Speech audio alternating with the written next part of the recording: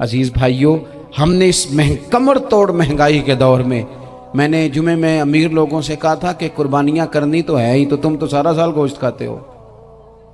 क्या आपको बताऊं कि हम उस वतन में रहते हैं यहाँ फ्रिज और फ्रीज़र बड़ी ईद से पहले ज़्यादा बिकते हैं।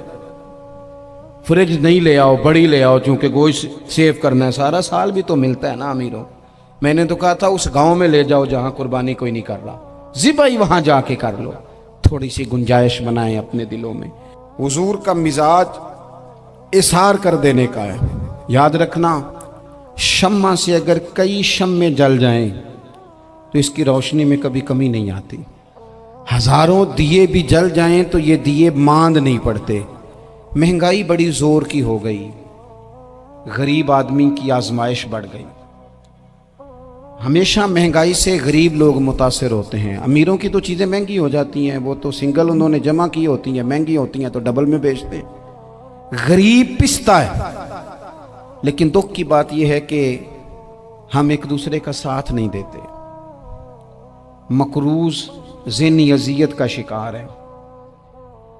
3 दिन है ना ईद के, तो एक जोड़े से भी गुजारे जा सकते हैं, एक से भी। अक्सर लोग तो वैसे ही ईद की नमाज पढ़ के सो जाते हैं, और जो बेदार भी हैं वो भी कपड़े बदल करके जानवर के ज़िबा में मशगूल हैं।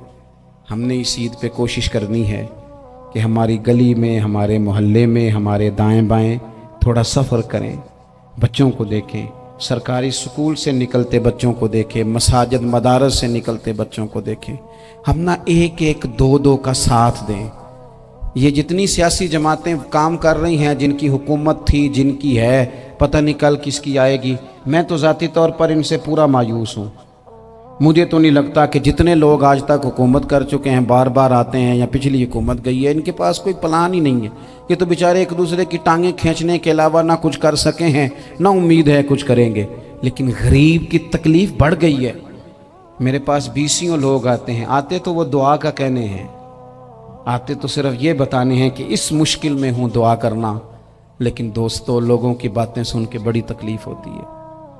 हम क्या किसी की मदद कर सकते हैं? हमारे लिए तो मदारस चलाने मुश्किल हैं, लेकिन लोग अजियत का शिकार हैं। ज़हनी कर्ब के नीचे लोग आ गए, इतनी बड़ी अजियतें खड़ी कर दी गई हैं। थोड़ा थोड़ा देखो, 2 का खाना 3 भी तो खा ही सकते हैं ना, 3 का खाना 4 भी तो खा ही सकते हैं ना। मेरे महबूब ने हमें ये नहीं कहा था ज़्यादा गोश्त पकाना, बल्कि रसूल पाक ने तो रंग ही बड़ा सादा दिया है। करीम ने फरमाया, आयशा शोरबा ज़रा ज़्यादा कर लो, पड़ोसियों को भी सालन दे देंगे, थोड़ा शोरबा ज़्यादा कर लो, इसी को बढ़ा लो, थोड़ा शोरबा बढ़ा लें, थोड़ा थोड़ा एक दूसरे की मदद करें, दस्त शफकत रखें।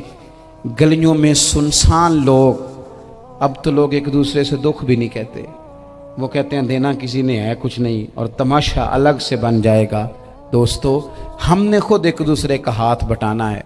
जो लोग साहिब सरबत हैं, देखो एक ही बाप की औलाद होती है, एक को अल्लाह बड़ा नवाज देता है, 2-3 कमज़ोर रह जाते हैं। उसको चाहिए वो दूसरों पे दस्ते शफकत रखे। एक गली में सारे लोग एक ही कबीले के, एक ही इलाके के, एक आगे निकल गया है, उसे चाहिए वो दूसरों का ख्याल करे। अजीज़ भाइयों, हमने इस कमर तोड़ महंगाई के दौर में, मैंने जुमे में अमीर लोगों से कहा था कि कुर्बानियाँ करनी तो है ही, तो तुम तो सारा साल गोश्त खाते हो। क्या आपको बताऊं कि हम उस वतन में रहते हैं यहाँ फ्रिज और फ्रीज़र बड़ी ईद से पहले ज़्यादा बिकते हैं। फ्रिज नहीं ले आओ, बड़ी ले आओ, चूँकि गोश्त सेव करना है, सारा साल भी तो मिलता है ना अमीरों। मैंने तो कहा था उस गांव में ले जाओ जहाँ कुर्बानी कोई नहीं कर रहा, ज़िबाई वहाँ जाके कर लो, थोड़ी सी गुंजाइश बनाएं अपने दिलों में। ये ज़रूरी नहीं कि सामने वाला आपका शुक्रिया भी अदा करे। हज़रत आयशा सिद्दीक़ा रज़ी अल्लाह ताला अन्हा, अम्मा जी एक कनीज़ रखी हुई थी, हज़रत उस्मान गनी ने दी थी कि आपकी खिदमत करेंगी। तो वो कनीज़ कहती है कि अम्मा जी तो मेरी भी रोटियां पका देती थी, वो तो मेरे लिए भी खाने का एहतमाम कर देती थी, लेकिन कोई दरवाजे पे अगर मांगने आता तो हज़रत आयशा सिद्दीक़ा मुझे कहती इसे खैरात दे आओ। तो मैं कहती अम्मा जी ये काम तो लोग दौड़ के करते हैं और आप ये मुझे कह रही हैं मैं कर दूं? तो हज़रत आयशा फरमाती जब कोई बंदा किसी को देता है तो वो शुक्रिया अदा करता है। मैं चाहती हूँ वो शुक्रिया भी तेरा ही अदा कर जाए, मैंने जो अजर लेना है वो रब की बारगाह से लेना है। تو میرے بھائی اپنی زندگی میں تھوڑا سا تو دل بڑا کریں، تھوڑی تھوڑی گنجائش پیدا کریں. اور یہ ضروری نہیں کہ اس بندے کا آپ سے بڑا اچھا سلوک ہی ہو، نہ بھی ہو اس غریب کا سلوک اچھا، تو بعض اوقات بندہ غریبی میں تلخ بھی تو ہو ہی جاتا ہے نا. بعض اوقات انسان پہ غربت زیادہ آ جائے تو اس کی طبیعت بھی تو، بیمار آدمی سخت بھی تو ہو جاتا ہے. تو میری آپ سے یہ گزارش ہے کہ یہ جو دن چل رہے ہیں وہ ہمارے ہاں ہمارے حکمران کہتے ہیں مزید سخت فیصلے کرنے پڑیں گے. میں نے کہا تمہارے لیے تو آسان ہے، اس لیے کہ تم تو جس دفتر میں بیٹھ کے فیصلہ کرتے ہو اس کی تو بتی کوئی نہیں جاتی. تمہیں کیا پتا ہو، وہاں تو اے سی بھی 1 منٹ کے لیے بند نہیں ہوتا. یہ تو اس سے پوچھو باپ سے کہ جو عید سے پہلے اپنی بیوی سے مشورہ کر رہا ہے کہ عید آ گئی ہے، اگر بیٹی کے گھر کپڑے نہ بھیجے تو اس کی ساس باتیں کرے گی. یہ چھوٹی عید گزری تھی نا، تو ہمارے ہاں کچھ لوگ سمجھتے ہیں کہ سخاوت صرف رمضان میں ہی کرنی ہے، اور رمضان میں ثواب زیادہ ہے، ورنہ راشن ونڈن والے لوگ کو عیدوں بعد بھی بھوک لگ دیجئے. عید کے بعد بھی اسی طرح ہی غریب کے ساتھ پیٹ ہوتا ہے، لیکن توجہ نہیں. ایک تو ذوق علم پیدا کریں. کئی دفعہ دور سے بندہ چل کے آئے تو اسے نماز کا زیادہ ثواب ہوتا ہے.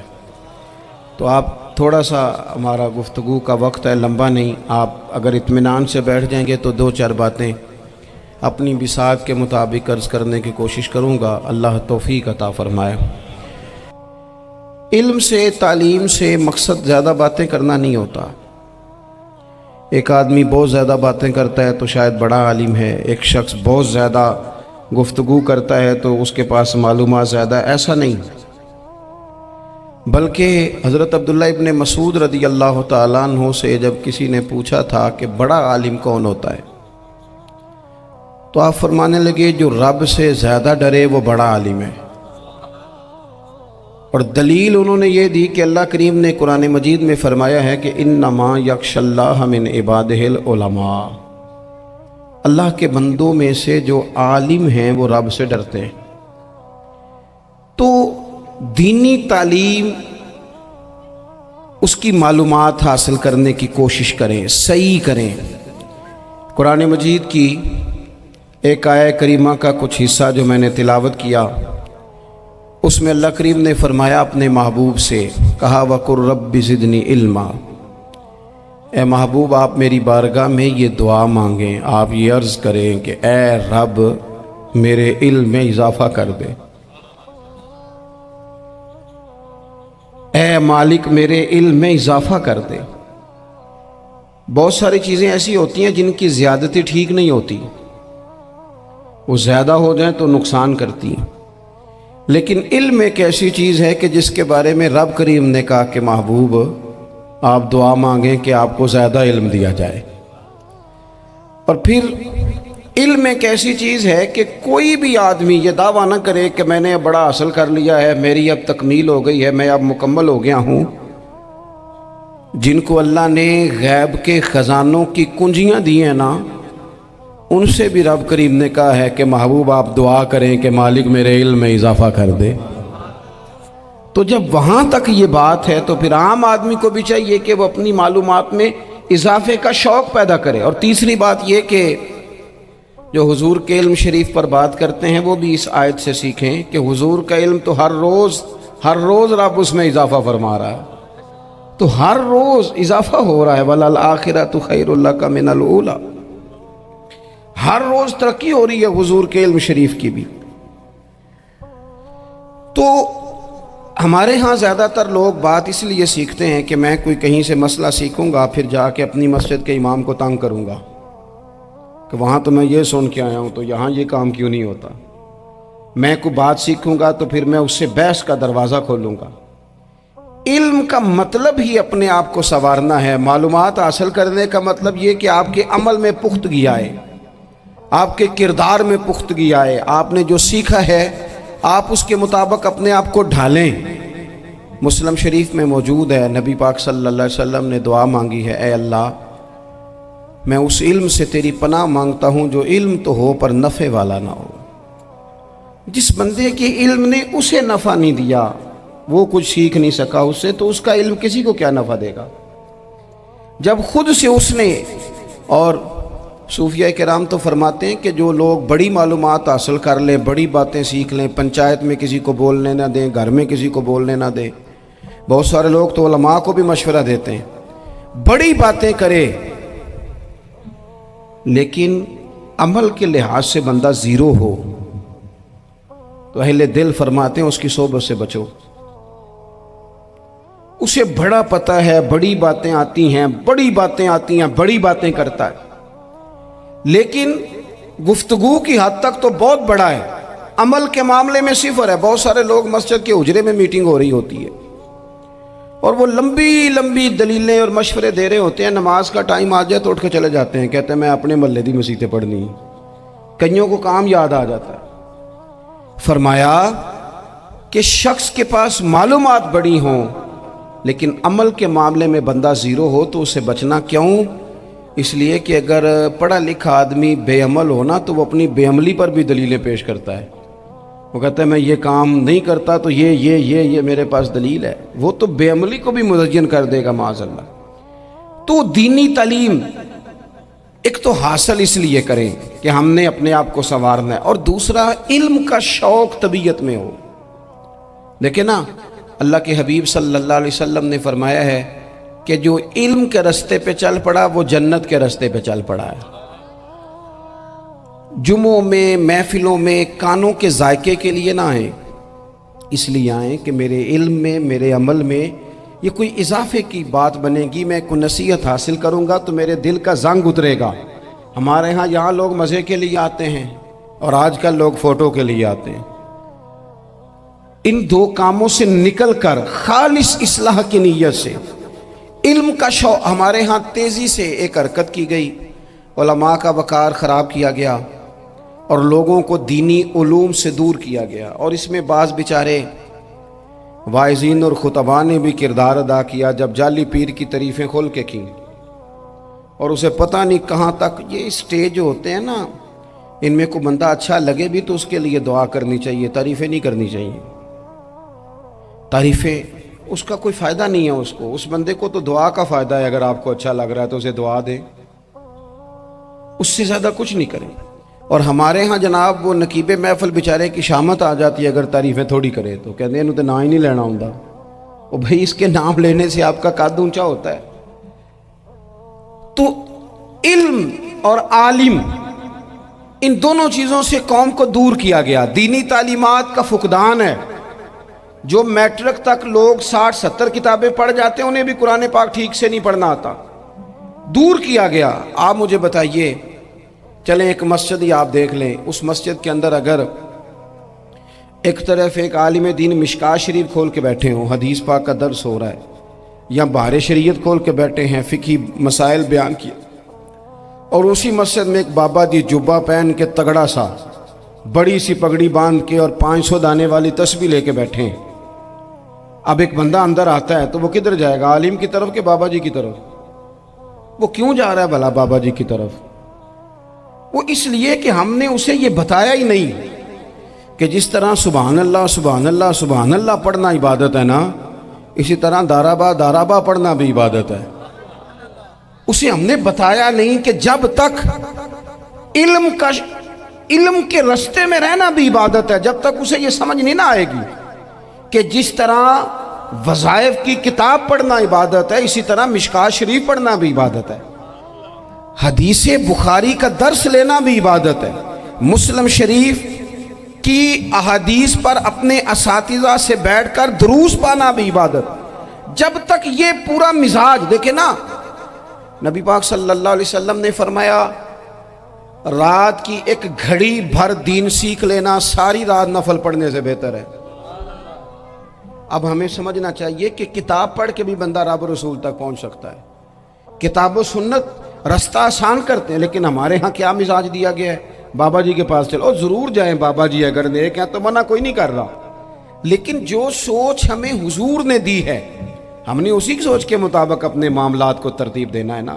اب ایک بات میں نے آپ سے پوچھی اور آپ نے کہا قوم ساری بابا جی کی طرف جائے گی۔ حدیث پاک کس طرح ہے؟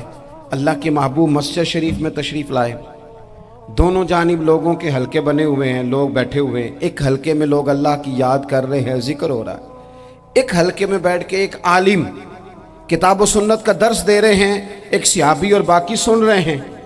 خاص توجہ کریں نوجوان میری بات پر. رسول کریم صلی اللہ علیہ وسلم دونوں کے بیچ کھڑے ہو گئے اور کریم نے فرمایا دونوں محفلیں خیر کی ہیں، دونوں ہی حلقے خیر کے ہیں. اور پھر حضور فرمانے لگے مجھے چونکہ رب نے استاد بنا کے بھیجا ہے، میں چونکہ معلم بن کے آیا ہوں، یتلو علیکم آیاتنا ویزکیکم، میں چونکہ کتاب و سنت کی تعلیم کے لیے آیا ہوں. یہ لفظ کہتے کہتے حضور اس جماعت میں بیٹھ گئے جو دین پڑھ اور پڑھا رہی تھی. حضور وہاں بیٹھے جہاں بات دین کی ہو رہی، جہاں لوگوں کو اللہ رسول کی بات بتائی جا رہی. تو جمعے میں وقت پہ آئیں، اپنی دینی معلومات مضبوط کریں اور اپنے لیے مضبوط کریں. میں آپ کو بڑے درد سے یہ بات عرض کرتا ہوں، اگر دن میں 100 لوگ مسئلہ پوچھتے ہیں نا شریعت کا، تو ان میں 95 لوگ وہ ہوتے ہیں جو طلاق کا مسئلہ پوچھتے ہیں. والد صاحب نے، بیٹی کے والد صاحب نے 2 مہینے پہلے آرڈر دیا ہوتا ہے فرنیچر کا. بیٹے کی شادی ہو تو مہینہ پہلے شیروانی والے کو بھی کہنا پڑتا ہے، گاڑیاں بک کرانی پڑتی ہیں، میرج ہال بک، یہ سارے لوازمات ہم کرتے ہیں. سارا کچھ کیا، گاڑی سے گھر بسنا ہے، میرج ہال سے بسنا ہے، فرنیچر سے بسنا ہے. ہم نے سارا کچھ ان کو بتایا، لیکن کاش 2 گھنٹے بچی کسی معلمہ کے پاس جاتی، بچہ کسی استاد کے پاس جاتا، نکاح طلاق کے مسئلے بھی سیکھتے. میں دعوے سے کہتا ہوں اگر ہمیں پتہ چل جائے کہ 3 طلاقیں اکٹھی نہیں دینی چاہیے، کیونکہ دے دیں تو ہو جاتی ہیں، اگر ہمیں سمجھ آ جائے کہ نہیں دینی چاہیے، یہ مسئلہ بیان ہو، اور یہ والے مسئلے ہم محفلوں میں بھی نہیں بیان کر سکتے، اس لیے کہ لوگ کہیں گے مسئلہ تو وہ بیان کریں گے جس پہ نعرے لگیں گے. آپ قوم کو یہ کیا بتا رہے ہیں، یہ تو چھوٹا عالم بتاتا ہے معاذ اللہ اس طرح کی باتیں، تو بڑی بڑی کو نقطے کی بات بتائیں. خود اس طرح ہمارے ہاں وہ 1 گھنٹہ پہلے نہیں کہتے تگڑے ہو جو میں جملہ دینے لگا، وہ پتہ نہیں جملہ آ رہا ہے کہ ایٹم بم آ رہا ہے، تیار ہو جاؤ، جو میرا جملہ ضائع نہ کرنا، ادھر بھاگ کے چلا گیا ادھر بھاگ کے آ جاؤ. اللہ جانے وہ جس طرح کبھی لگتا ہے نا پٹاری سے، اللہ جانے کیا نکلے گا. میں جملہ دینے لگا ہوں تو میں کہتا ہوں تو آرام سے بیٹھ کے بھی جملہ دے دے، تیرے جملے سے کیا نکلے گا. اور تو جملہ نہ دے، ہمیں کوئی آیت دے، تو جملہ چھوڑ ہمیں کوئی حدیث پاک سنا. یعنی ہر نقیب، ہر خطیب، ہر نعت خواہ اٹھ کے کہتا ہے سارا قرآن ہی حضور کی تعریف ہے. اور بھئی اگر سارا قرآن حضور کی تعریف ہے تو چند آیتیں پڑھ دے پھر. تو نے پڑھی تو ایک بھی نہیں اور تو کہتا جا رہا ہے سارا قرآن ہی حضور کی تعریف ہے. یہ والی تعریف بھی تو سنانا قوم کو، جو یہ بچے ان کے استاد انہیں سکھا رہے ہیں اور یہ سیکھ رہے ہیں، اس طرف بھی تو سفر کریں. تو میرے عزیز، اگر لوگوں کو مسائل کا پتہ چلے تو سینکڑوں گھر بچ جائیں تباہ ہونے سے، بڑے بڑے گھر بچ جائیں. لیکن مسائل نہیں آتے. میرے پاس مسئلہ پوچھنے کے لیے کچھ لوگ آ گئے تو 4-5 سال کا بچہ بھی تھا جس کے والد نے غصے میں اپنی بیوی کو 3 طلاقیں دی تھی. تو چھوٹا سا بچہ، کپڑے بھی پھٹے پرانے، اور حالت بتا رہی تھی کہ غریبی ہے. تو جب میں نے مسئلہ بتایا کہ 3 طلاقیں ہو گئی ہیں تو واپس جانے لگے. تو بچہ مجھ سے کہتا ہے، دیہاتی آدمی تو کہنے لگا مولوی صاحب میری اماں تے نانی کہنی اسن پوچھ کے آئی آپ کہ ہن اسی لہدا لہدا ہی رہنا ہے. تو اس بچے کی نونہال کی وہ کیفیت دیکھی تو میں رو پڑا. میں نے کہا یار یہ بچہ بیچارہ ماں باپ کے ہوتے ہوئے یہ یتیموں جیسی زندگی گزارے گا کیونکہ باپ نے طلاق دے دی. کس طرح مسائل نہیں بتائے لوگوں کو، تعلیم سے آگاہی نہیں کیا. اور اس میں بہت بڑا ظلم ہے ان لوگوں کا بھی جو جنازے پہ کھڑے ہو کے تو کہہ دیتے ہیں، میری طرح کے لوگ اچھے علماء کی بات نہیں کرتا، وہ کہہ دیتے ہیں دیکھو جن لوگوں کو جنازہ نہیں آتا. بھئی آپ نے کس دن عشاء کے بعد کلاس لگائی تھی جنازہ سکھانے کی؟ یہ تو آپ نے کہہ دیا لوگوں کو قرآن کی ٹھیک نہیں آتا.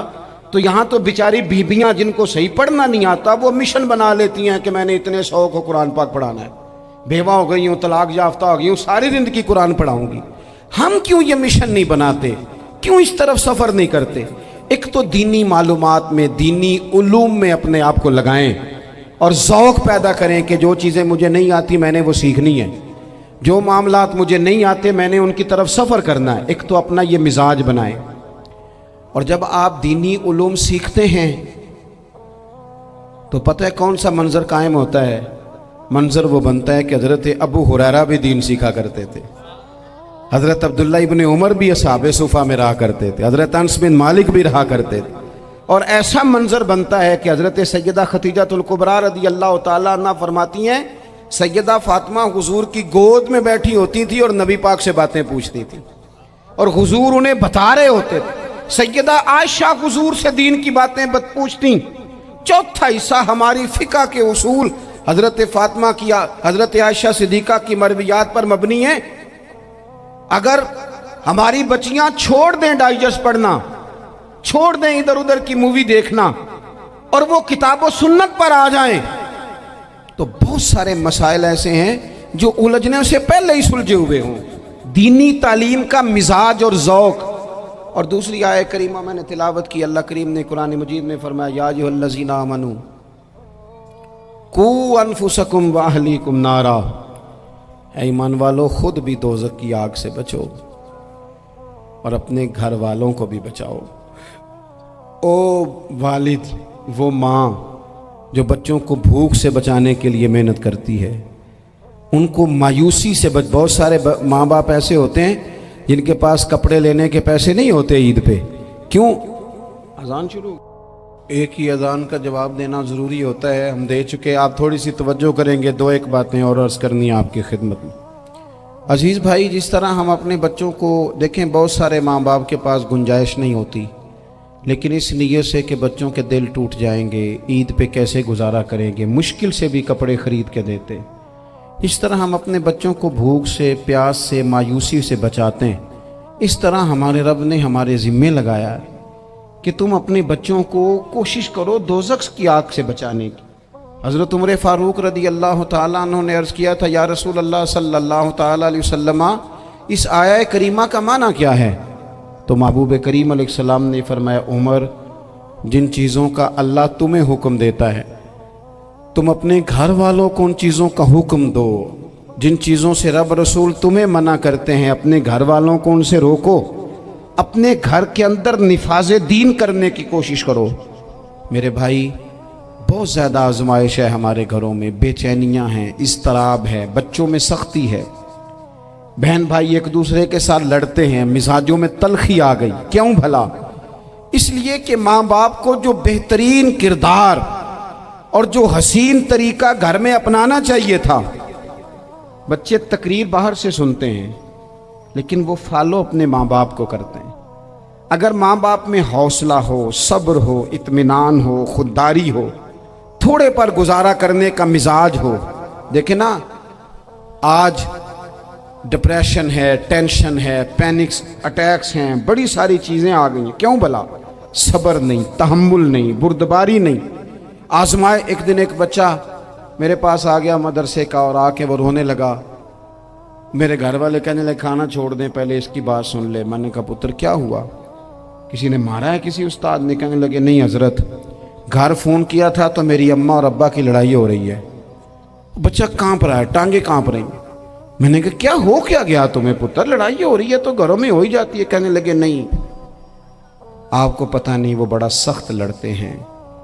میرے والد جب میری والدہ کو مارنے کے لیے آگے بڑھتے ہیں تو ہم سارے چار پنجوں کے نیچے چھپ جاتے ہیں، ہمیں خوف آتا ہے، وہ منظر خطرناک ہوتا ہے۔ یہ کون تکلیف دے رہا ہے اپنے بچوں کو؟ یہاں بیٹھے ہمارے ہاں میلوں دور رہتے تھے اس کے گھر والے، تو وہ تکلیف میں تھا، تو گھر میں کیا کیفیت ہوگی؟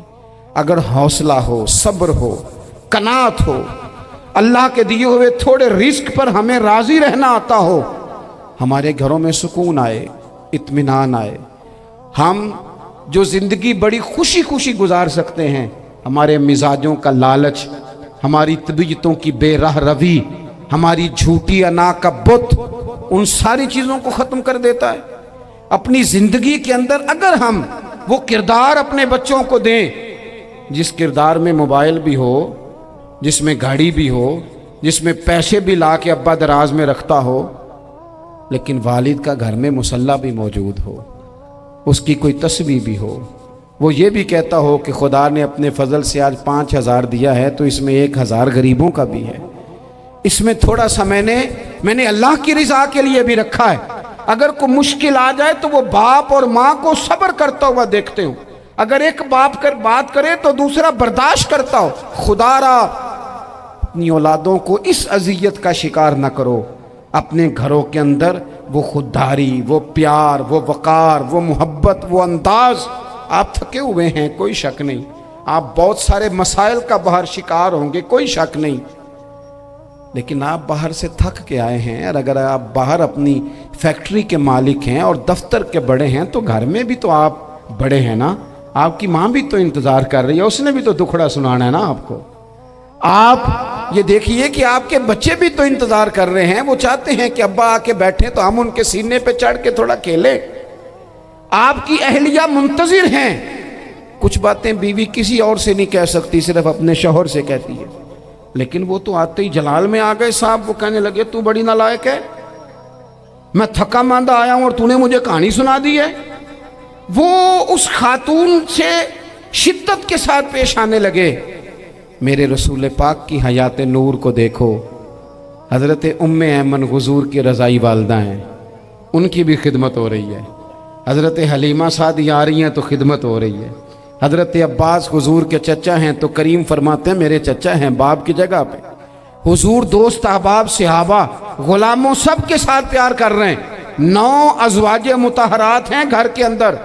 اور کیفیت یہ ہے کہ حضور صرف ان کی ضرورتوں کا ہی خیال نہیں کرتے، خواہشات کا ہی خیال نہیں کرتے، بلکہ میرے کریم کا طریقہ یہ ہے کہ کوئی بندہ آج بول کیا رہا ہے، وہ کہاں کھڑا ہے آج، اس کے جملے کس طرح کے ہیں، اس کا لہجہ کس طرح کا ہو گیا ہے اور اسے ٹھیک کیسے کرنا ہے.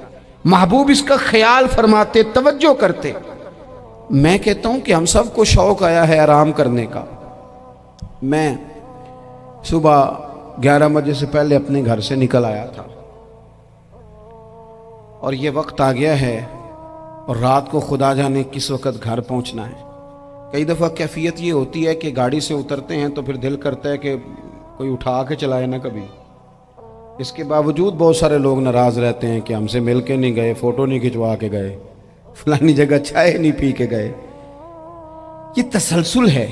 لیکن میں جتنا مرضی تھکا ماندہ گھر جاؤں گا نا، کبھی ایسا نہیں ہوا کہ میں گھر جاؤں تو بڑی ٹینشن میں جاؤں.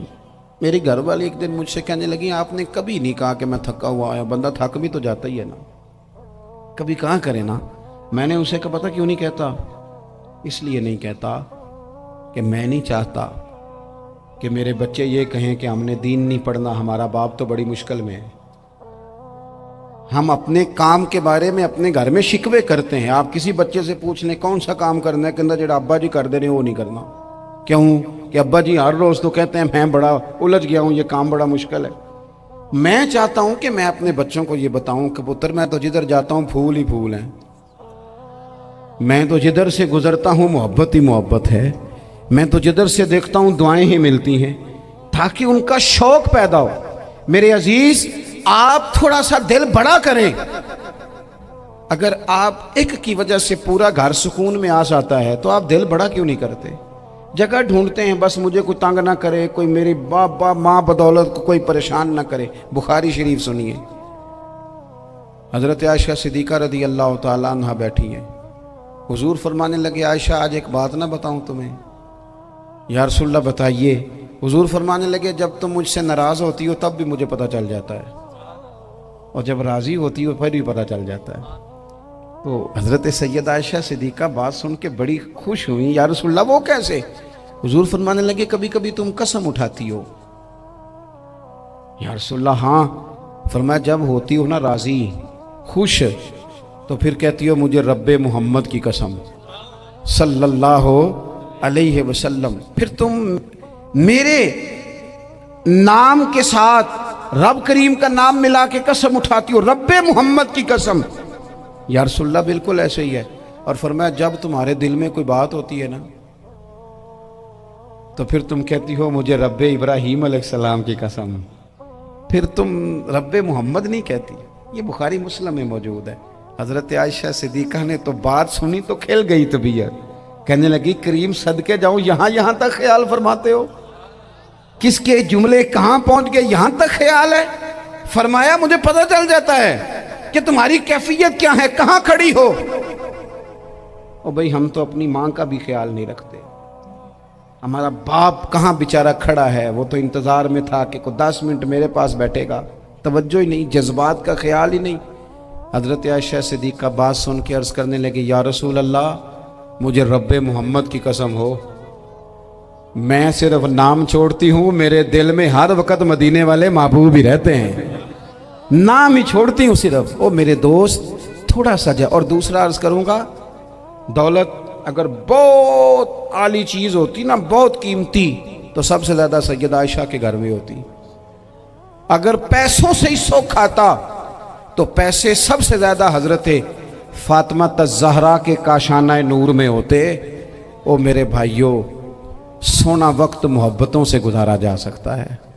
او بھائی, میں نے تو اپنے گھر میں یہ دیکھا کہ میرے والد صاحب گرمی آتی تو فرماتے, او لو بھائی, تانوں پرواہ نہیں, میں تواڈے پڑھولے چ دانے پا دیتے نے تے تواڈی ماں نے مرتبان چ اچار پا دیتا ہے, لو اب تمہیں کہیں جانے کی ضرورت نہیں پڑے گی. اس پہ بھی وقت بڑا اچھا گزرتا تھا, اس پہ بھی ٹائم بڑا اچھا.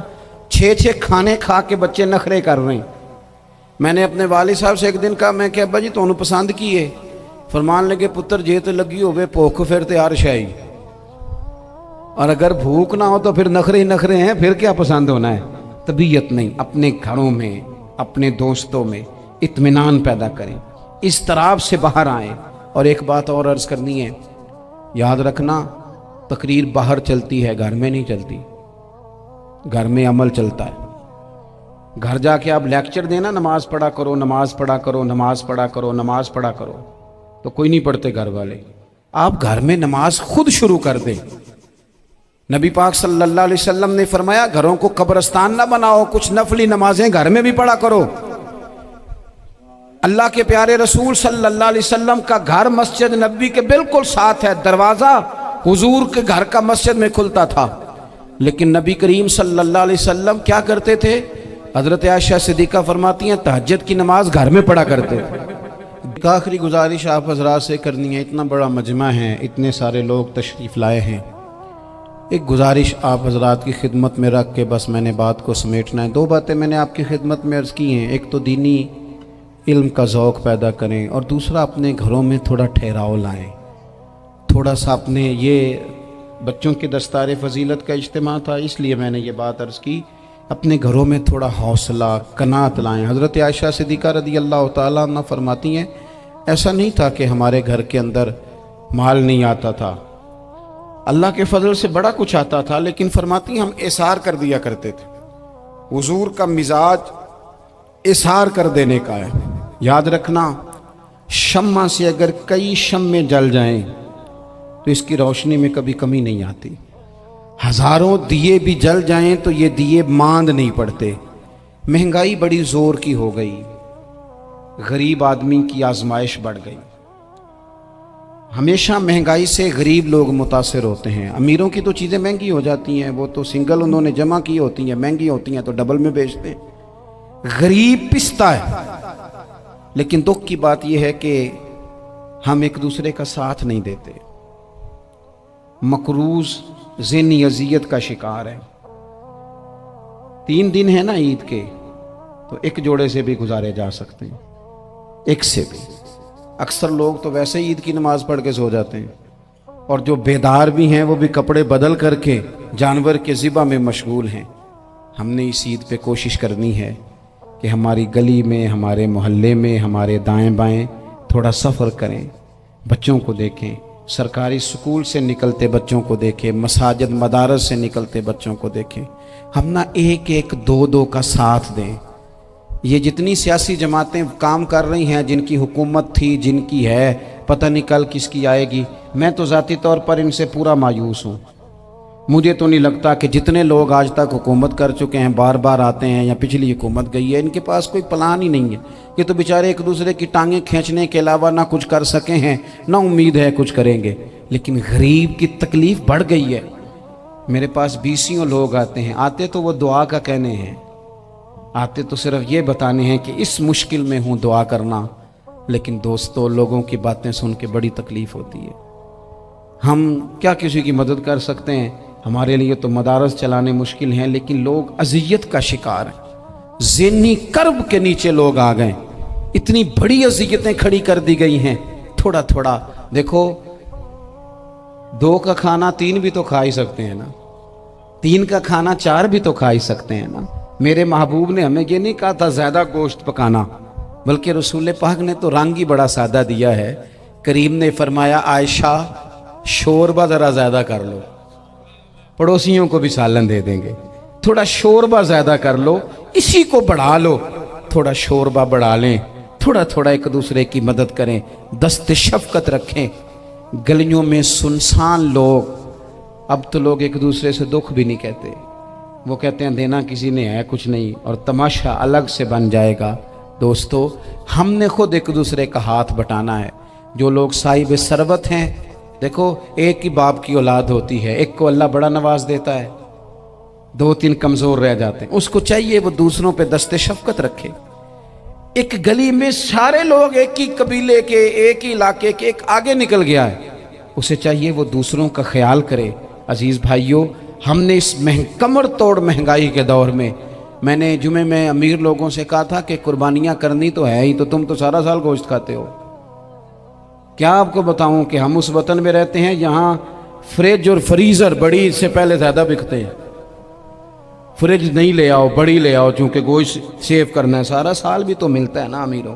میں نے تو کہا تھا اس گاؤں میں لے جاؤ جہاں قربانی کوئی نہیں کر رہا، ذبح ہی وہاں جا کے کر لو، تھوڑی سی گنجائش بنائیں اپنے دلوں میں۔ یہ ضروری نہیں کہ سامنے والا آپ کا شکریہ بھی ادا کرے۔ حضرت عائشہ صدیقہ رضی اللہ تعالیٰ عنہ، اماں جی ایک کنیز رکھی ہوئی تھی، حضرت عثمان غنی نے دی تھی کہ آپ کی خدمت کریں گی، تو وہ کنیز کہتی ہے کہ اماں جی تو میری بھی روٹیاں پکا دیتی تھی، وہ تو میرے لیے بھی کھانے کا اہتمام کر دیتی تھی، لیکن کوئی دروازے پہ اگر مانگنے آتا تو حضرت عائشہ صدیقہ مجھے کہتی اسے خیرات دے آؤ، تو میں کہتی اماں جی یہ کام تو لوگ دوڑ کے کرتے ہیں اور آپ یہ مجھے کہہ رہی ہیں میں کر دوں؟ تو حضرت عائشہ فرماتی جب کوئی بندہ کسی کو دیتا ہے تو وہ شکریہ ادا کرتا ہے، میں چاہتی ہوں وہ شکریہ بھی تیرا ہی ادا کر جائے، میں نے جو اجر لینا ہے وہ رب کی بارگاہ سے لینا ہے۔ تو میرے بھائی اپنی زندگی میں تھوڑا سا تو دل بڑا کریں، تھوڑی تھوڑی گنجائش پیدا کریں، اور یہ ضروری نہیں کہ اس بندے کا آپ سے بڑا اچھا سلوک ہی ہو، نہ بھی ہو اس غریب کا سلوک اچھا، تو بعض اوقات بندہ غریبی میں تلخ بھی تو ہو ہی جاتا ہے نا۔ بعض اوقات انسان پہ غربت زیادہ آ جائے تو اس کی طبیعت بھی تو، بیمار آدمی سخت بھی تو ہو جاتا ہے۔ تو میری آپ سے یہ گزارش ہے کہ یہ جو دن چل رہے ہیں وہ ہمارے ہاں ہمارے حکمران کہتے ہیں مزید سخت فیصلے کرنے پڑیں گے۔ میں نے کہا تمہارے لیے تو آسان ہے، اس لیے کہ تم تو جس دفتر میں بیٹھ کے فیصلہ کرتے ہو اس کی تو بتی کوئی نہیں جاتی، تمہیں کیا پتا ہو، وہاں تو اے سی بھی 1 منٹ کے لیے بند نہیں ہوتا۔ یہ تو اس سے پوچھو باپ سے کہ جو عید سے پہلے اپنی بیوی سے مشورہ کر رہا ہے کہ عید آ گئی ہے، اگر بیٹی کے گھر کپڑے نہ بھیجے تو اس کی ساس باتیں کرے گی۔ یہ چھوٹی عید گزری تھی نا، تو ہمارے ہاں کچھ لوگ سمجھتے ہیں کہ سخاوت صرف رمضان میں ہی کرنی ہے، اور رمضان میں ثواب زیادہ ہے، ورنہ راشن ونڈن والے لوگ کو عیدوں بعد بھی بھوک لگ دیجئے، عید کے بعد بھی اسی طرح ہی غریب کے ساتھ پیٹ ہوتا ہے، لیکن توجہ نہیں۔ ایک تو ذوق علم پیدا کریں، ایک اپنے گھر میں اطمینان کا ماحول لائیں۔ تیسری گزارش یہ ہے کہ مہنگائی اور سختی کے اس دور میں اپنے مسلمان بھائیوں کا، عزیزوں کا، اہل محلہ کا ہاتھ بٹائیں، پیار کریں۔ اللہ کے حضور دعا ہے اللہ ہماری اس حاضری کو قبولیت کا شرف عطا کرے۔ حضور کا مزاج اظہار کر دینے کا ہے۔ یاد رکھنا، شمع سے اگر کئی شمعیں جل جائیں تو اس کی روشنی میں کبھی کمی نہیں آتی، ہزاروں دیے بھی جل جائیں تو یہ دیے ماند نہیں پڑتے۔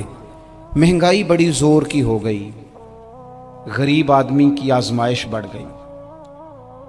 ہمیشہ مہنگائی سے غریب لوگ متاثر ہوتے ہیں، امیروں کی تو چیزیں مہنگی ہو جاتی ہیں، وہ تو سنگل انہوں نے جمع کی ہوتی ہیں، مہنگی ہوتی ہیں تو ڈبل میں بیچتے ہیں، غریب پستا ہے۔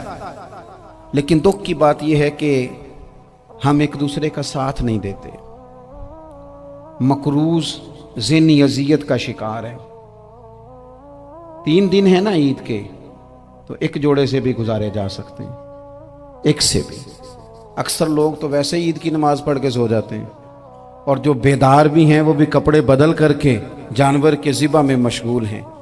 हमने इस ईद पे कोशिश करनी है कि हमारी गली में, हमारे मोहल्ले में, हमारे दाएं बाएं थोड़ा सफ़र करें, बच्चों को देखें, सरकारी स्कूल से निकलते बच्चों को देखें, मसाजिद मदारस से निकलते बच्चों को देखें।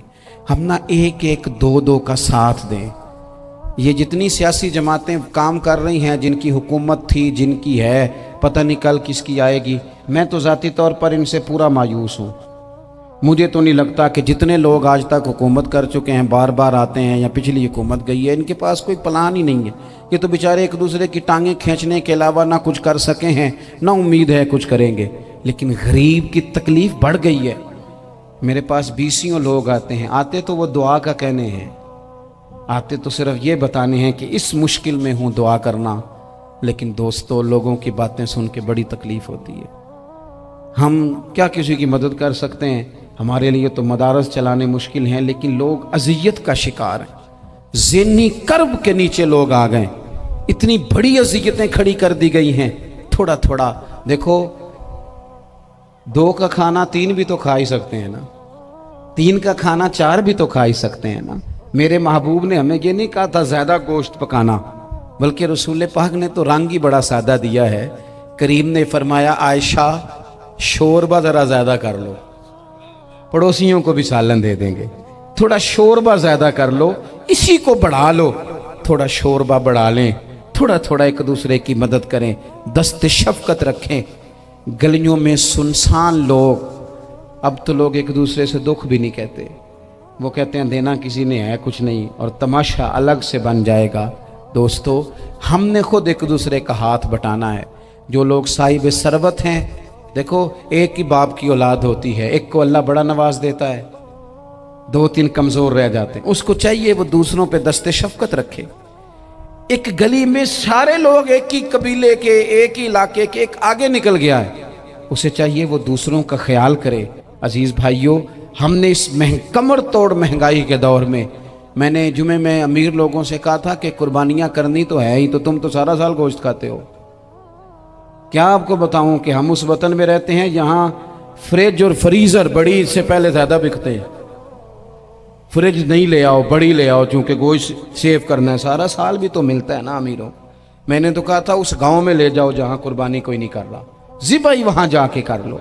थोड़ी सी गुंजाइश बनाएं अपने दिलों में। ये ज़रूरी नहीं कि सामने वाला आपका शुक्रिया भी अदा करे।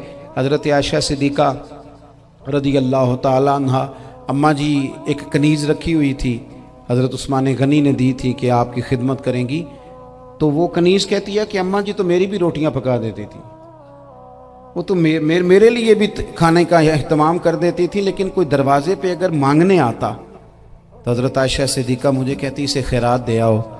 तो मैं कहती अम्मा जी ये काम तो लोग दौड़ के करते हैं और आप ये मुझे कह रही है मैं कर दूं? तो हज़रत आयशा फरमाती जब कोई बंदा किसी को देता है तो वो शुक्रिया अदा करता है। मैं चाहती हूँ वो शुक्रिया भी तेरा ही अदा कर जाए, मैंने जो अजर लेना है वो रब की बारगाह से लेना है। तो मेरे भाई, अपनी ज़िंदगी में थोड़ा सा तो दिल बड़ा करें, थोड़ी थोड़ी गुंजाइश पैदा करें। और ये ज़रूरी नहीं कि उस बंदे का आपसे बड़ा अच्छा सलूक ही हो, ना भी हो उस गरीब का सलूक अच्छा, तो बाज़-औक़ात बंदा गरीबी में तल्ख भी तो हो ही जाता है ना। बाज़-औक़ात इंसान पे गुर्बत ज़्यादा आ जाए तो उसकी तबीयत भी तो, बीमार आदमी सख्त भी तो हो जाता है। तो मेरी आपसे ये गुजारिश है कि ये जो दिन चल रहे हैं वो हमारे यहाँ हमारे हुक्मरान कहते हैं मज़ीद सख्त फ़ैसले करने पड़ेंगे। वो मैंने कहा तुम्हारे लिए तो आसान है, इसलिए कि तुम तो जिस दफ्तर में बैठ के फ़ैसला करते हो उसकी तो बत्ती कोई नहीं जाती, तुम्हें क्या पता हो, वहाँ तो एसी भी 1 मिनट के लिए बंद नहीं होता। ये तो उससे पूछो बाप से कि जो ईद से पहले अपनी बीवी से मशवरा कर रहा है कि ईद आ गई है, अगर बेटी के घर कपड़े ना भेजे तो उसकी सास बातें करेगी। ये छोटी ईद गुजरी थी ना, तो हमारे यहाँ कुछ लोग समझते हैं कि सखावत सिर्फ रमज़ान में ही करनी है, और रमज़ान में सवाब ज़्यादा है, वरना राशन वंडन वाले लोग को ईदों बाद भी भूख लग दीजिए, ईद के बाद भी उसी तरह ही गरीब के साथ पेट होता है, लेकिन तवज्जो नहीं। एक तो ज़ौक़ इल्म पैदा करें, दस्तार बंदी का शरफ हासिल कर रहे हैं।